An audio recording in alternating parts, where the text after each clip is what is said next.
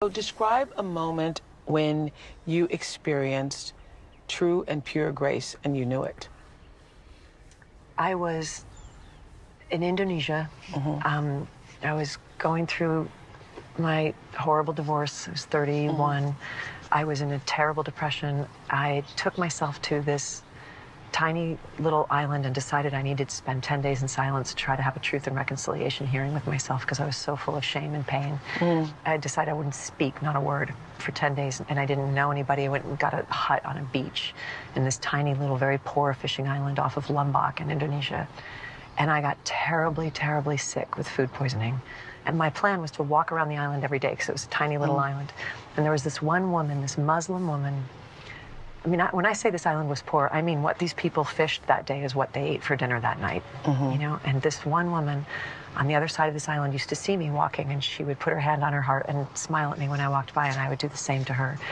And then I got really sick, and I was stuck in my cabin, dehydrated, terrified. I actually thought I had malaria, you know, and far away from anyone who knew me.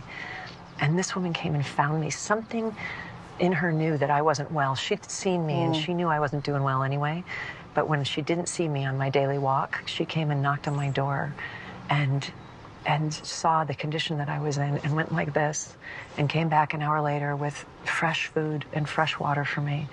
And I just started crying in her arms. And she held me in her arms like I was her child and just rocked me and took care of me. Did you even know her name? Didn't know her name, still don't. And by the way, she is my face of Islam. Whenever, you know, whatever conversation in the world is ever happening about Islam, she is my face of Islam.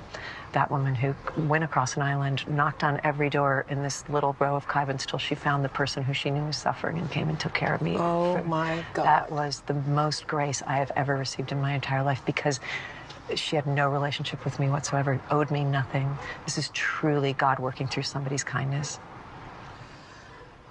Wow.